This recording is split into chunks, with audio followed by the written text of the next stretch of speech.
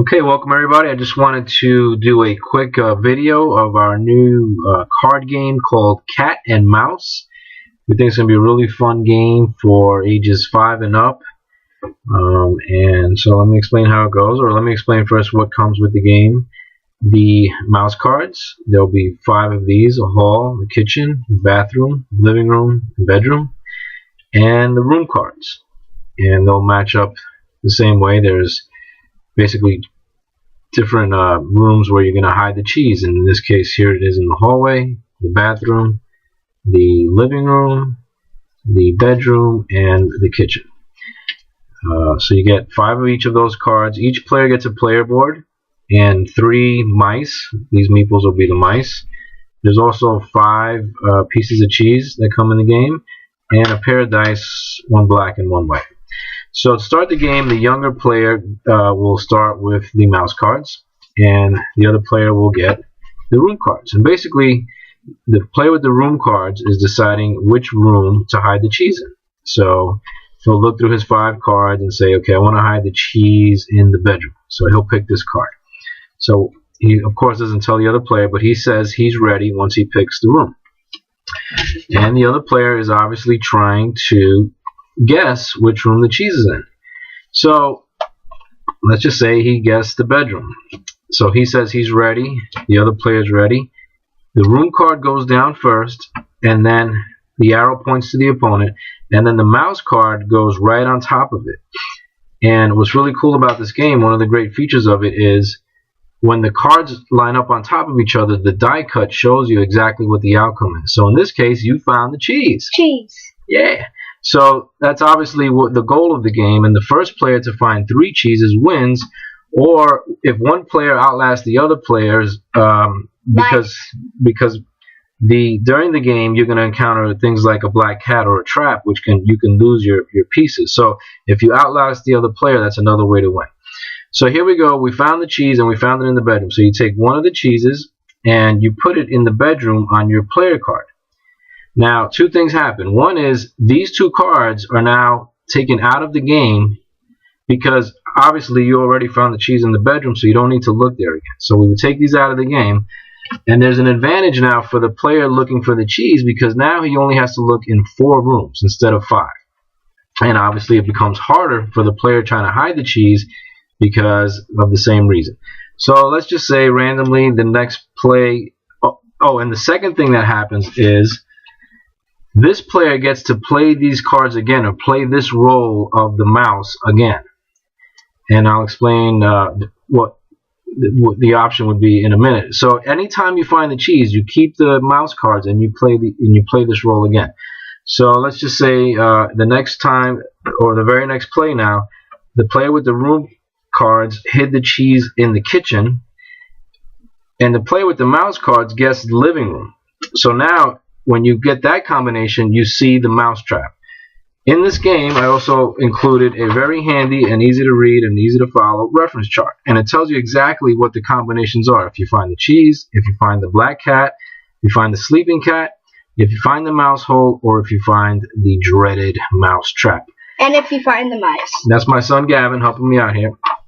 So if I found the mouse trap, what happens, it says here, I have to roll the dice. 1, 2, 3, or 4, I get caught in this mouse trap. I roll the 4, so I would have to put one of my mice now in the living room, and he's trapped there. So my turn as the mouse now would end, and I would give the 5 cards over to the opponent, and I would now get all 5 room cards and play basically the cat trying to hide the cheese. So that's another great feature in this game, is that you actually get to play both roles. And as long as you're finding the cheese, you keep the mouse cards and you keep looking. But if you find anything else, then your turn as the mouse ends, and now you take over the room cards. So the different combinations, again, if you find the cheese, that's great. You go again, you put it on your board, and if you find 3 cheeses, as soon as you find 3 cheeses, you win the game. The other thing you can find is the dreaded big black cat. If you find the black cat, both players are going to roll the dice. The player with the room cards is going to roll the black dice, and he rolled a 5, and the player with the mouse is going to roll the white dice. Now, there are some things you have to consider first. If your mouse hasn't found any cheeses so far, and he's walking around the house with no cheeses, then it's +1. Then he gets a +1 advantage when he rolls the dice. So he has to beat the roll. I rolled a 5 + 1 would be a 6, so I was able to get away in that instance.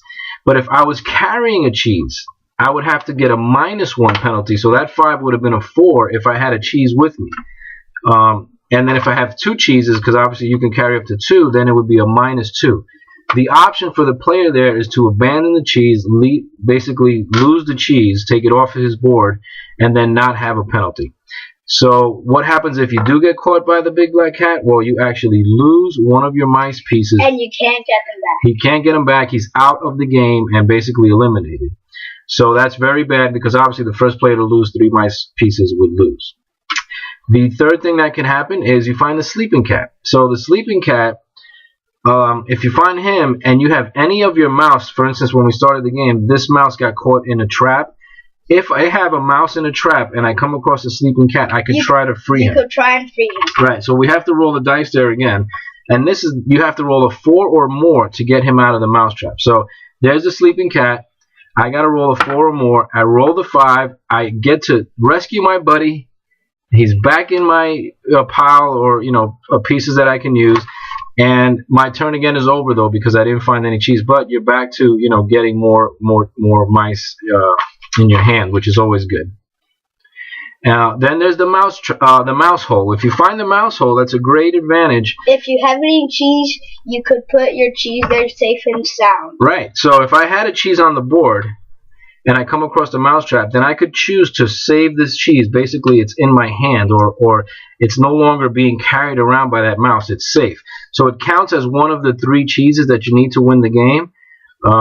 It counts as one of the 3 cheeses that you need to win the game. But the disadvantage of that is you have to then, when it's your turn again with the mouse cards, you have to then again search all 5 rooms, because you're basically starting over looking for other cheeses in the house. So if you had eliminated 2 rooms and then you come across the mouse hole, you can choose to put them away in safety, but then when you switch cards and you play again, you're going to have to start again from the beginning as far as looking at all 5 rooms. So it's good because you're safe, but it's bad because you have to search the whole house again. And then finally, the mouse trap, like we said, if you roll a 1 through 4, you get caught. But if you roll a 5 or a 6, what's really cool about the mouse trap is you don't get caught and you get to steal the cheese. Right, that cheese that's on the mouse trap, you actually get to take it off before that trap snaps on you. And so now that becomes one of the cheeses that you've collected. So even though you didn't find the cheese in the room, if you find the mouse trap, you actually can still get the cheese. So that's a really great advantage, and it could help you win the game. So that's pretty much it. That's cat and mouse. It's a lot of fun.